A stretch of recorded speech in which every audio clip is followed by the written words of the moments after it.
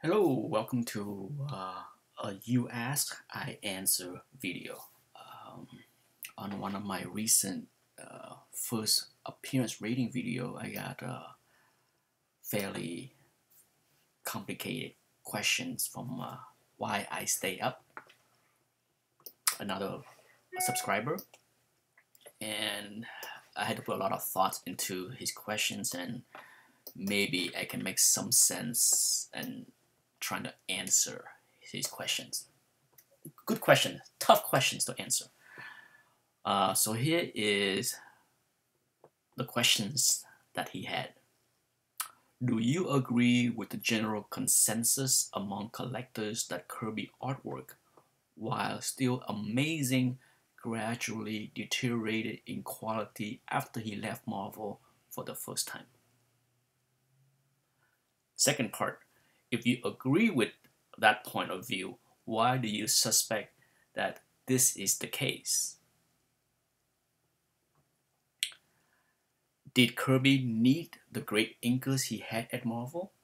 If so, were the inkers really that bad at DC?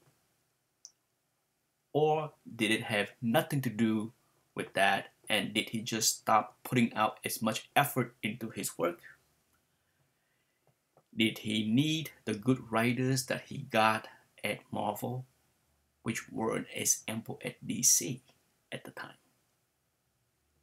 Even when he went back to Marvel again, I never believe I believe his work never returned to the pinnacle it reached in the mid to late 60s. Okay, so there you go. That's a bunch of questions, not easy to answer. Okay, but let's see if I can tackle all those questions in a coherent manners. Um,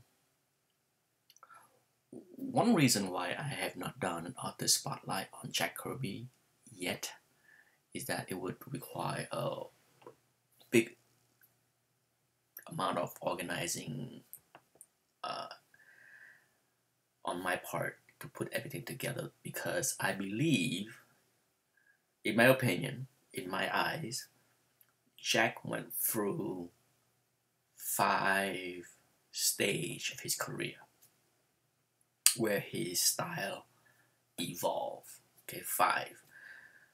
Um, the first stage is, of course, his beginning in the 40s, and I think this is where he's at the most raw.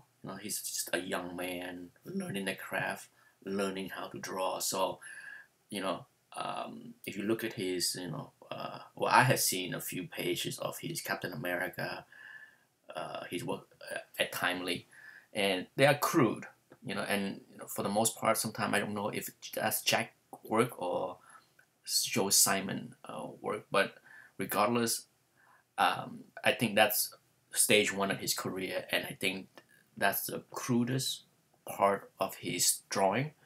He's still learning his craft. He has yet to develop his dynamic Kirby action yet. And then stage 2 came fairly quickly after that, where at Atlas, at early Marvel, pre the superhero, he was doing a lot of the monster stories, and that is really good. I can't say enough how much I enjoy looking at all those monster stories reprint. I have many of those reprints, and I absolutely adore those books. I think his style evolved drastically from the 40s through the late 50s and even early 60s. And then, so that's stage 2, okay? Stage 3 is the birth of the Fantastic Four, okay? And I think at the early 60s, from like 61 through 63, Jack workload at Marvel easily multiply multiple times. If you look at those monster story, they are short.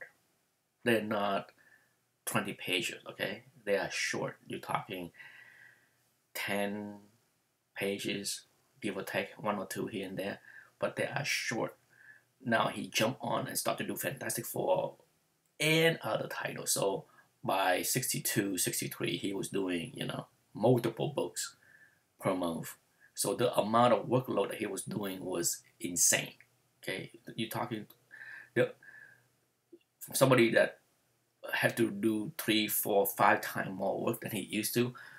It's remarkable that he was able to do what he did. But at the same time, I think the quality of the art suffer a little bit, in my opinion. If you look at the old Fantastic Four from like 1 to 30, certainly the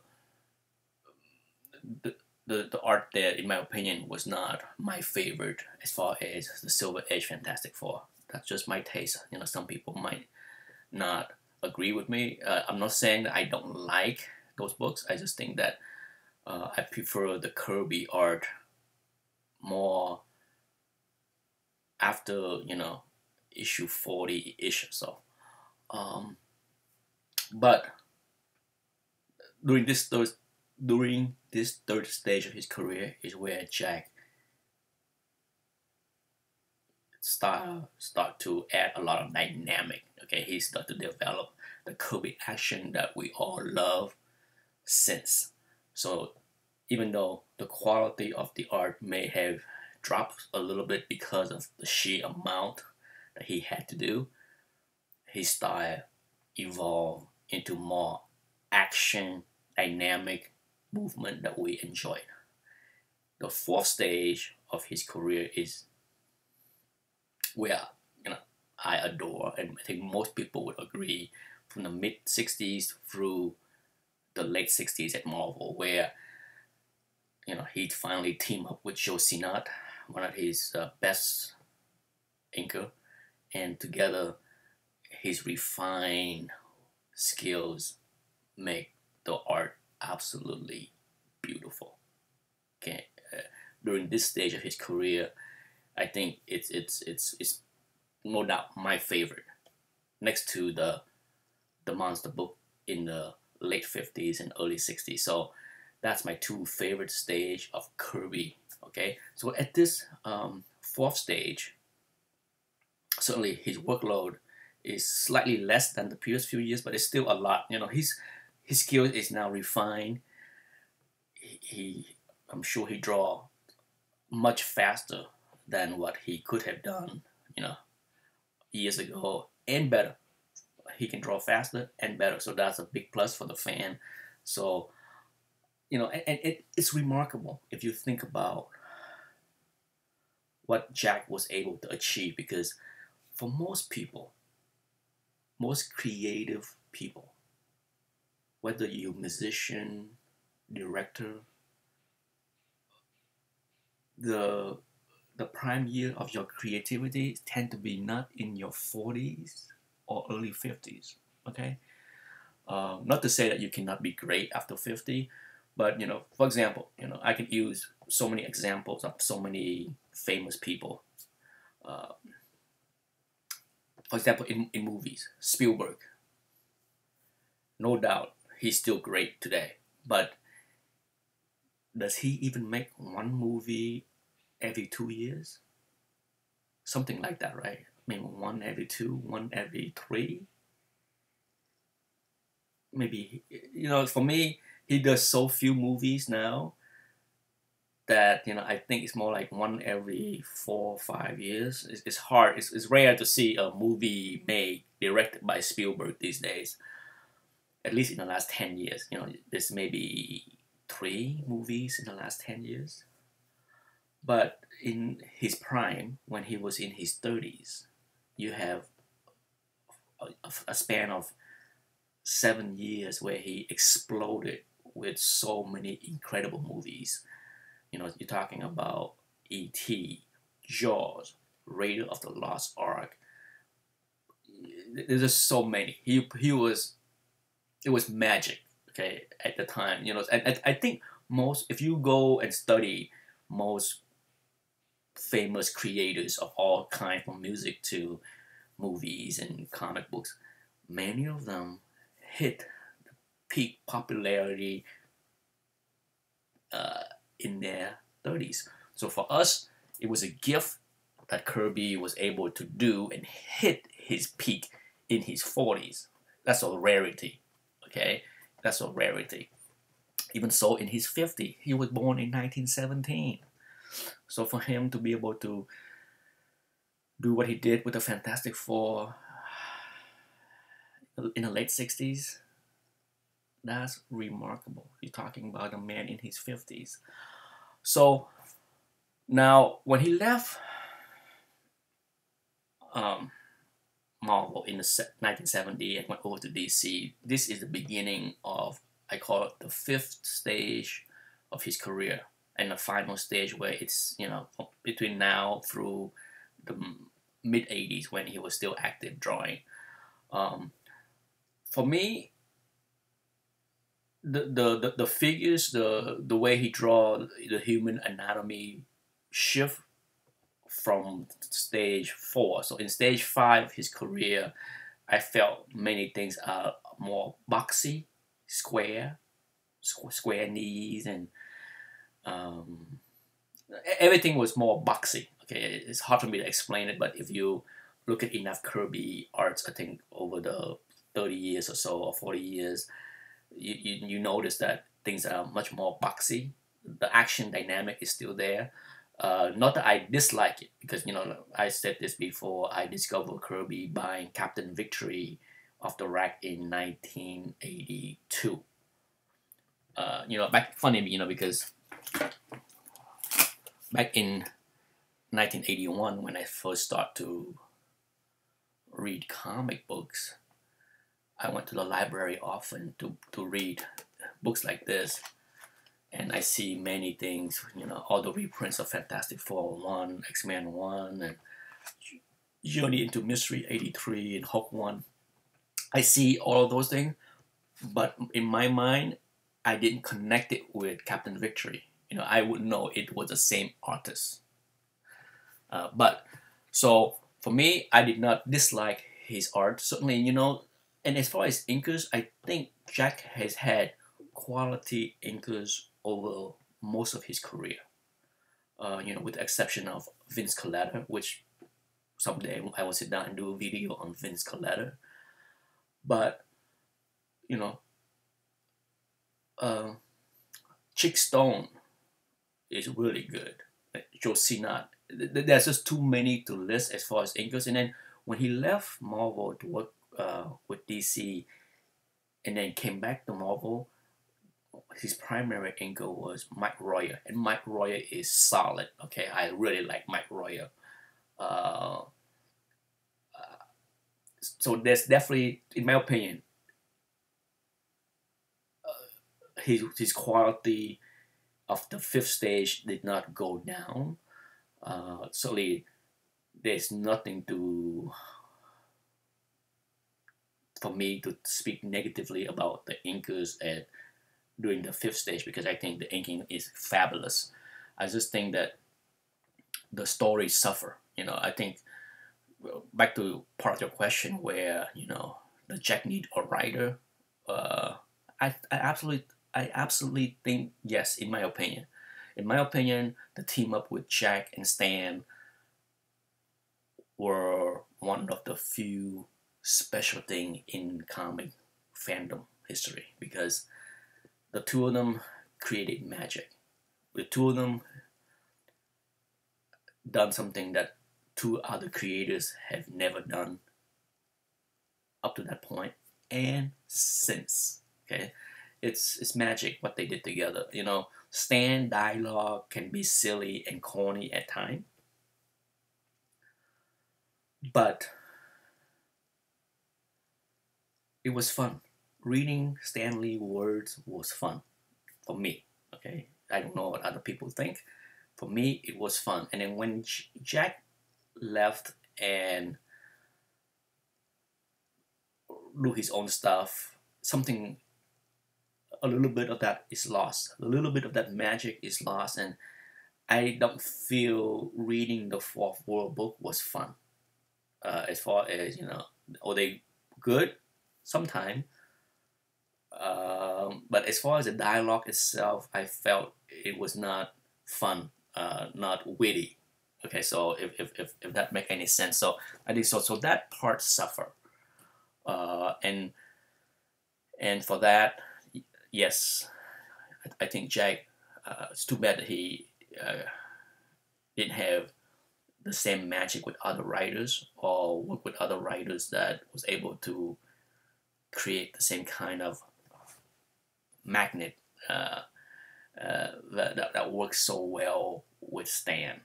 Uh, and as far as success, um, that has a lot to do with the evolve of the fan over the years.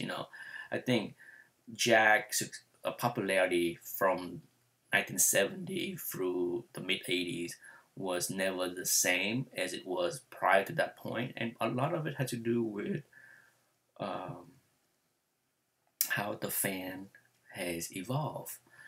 You understand, a lot of people that bought his book in the 60s most likely didn't stay in the hobby in the 80s. It's just a lot of people through the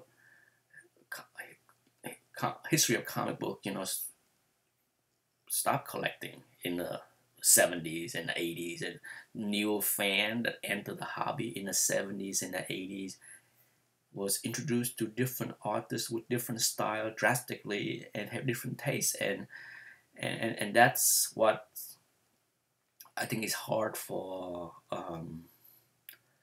some people to understand, that Jack, even though he's still admired and respected as the king, he was never at the same level of popularity. His book didn't sell, and sure, part of it is maybe the story wasn't as fun. The quality of the art is not the issue, in my opinion. Okay, this is where I'm trying to explain. I think the quality of the art didn't go down to the point where people didn't buy the book because Kirby was not Kirby. Kirby was Kirby. It's just that the story maybe not as fun, the dialogue maybe it's not as witty. But more so than all of that, I think is the taste of the fan. The fan that entered the hobby in the 70s are introduced with a very drastic wave of talent, from Barry Windsor Smith to oh god, from the all the famous people name escape my mind. But you're looking at Barry Windsor Smith. You're looking at the emergent greatness of Neal Adams already took place in the late 60s, but by the 70s, he is probably the most popular artist out there, Neal Adams. But then you throw in, by the late 70s, you have George Perez, John Byrne, Walt Simonson. Even before that, you have Bernie Wrightson. They are and all of them were drastically different than Kirby's style. Okay, so think about how Barry Windsor Smith started out as a Kirby clone, or tried to imitate Kirby, and he blew up in popularity when he was able to break away from being a Kirby clone. So the taste of the fan has shifted significantly, and that's just the way life is. I have had many discussion and debates with people over the years about this, and about everything, from especially music. Music is one of the things that drive a lot of people crazy, because a lot of people grew up loving certain type of music, and then it's music that's on the radio, pop culture change, they got to go crazy on, oh god, all this hip hop stuff, all this rap thing are driving me crazy. It's not music. It is music. At the end of the day, all the news thing that we hear today on the radio, people like them. Okay, every generation of fan have different tastes. I'm okay with that. Some people might not like to hear that, but that's just the way human evolve. Not everybody, can enjoy classic stuff forever. And and in many ways things became classic because of the evolution that we have. If we didn't have the evolutions of music and change in everything, things might not be classic. But so as far as Jack Kirby, I think certainly he did not phone it in my opinion. It's just that his popularity declined over from the early 70s through the later stage of his career, more so because more of his fans are no longer buying books back then, and newer fans are buying other books, and ultimately that's what happened, and that happened with every creators. I mean, creators don't want to hear that. I mean, it's human to not want to hear that your fan have moved on. But basically, but anyhow, I hope I answer your questions in a rambling ways. And that's it. Thanks for watching the video.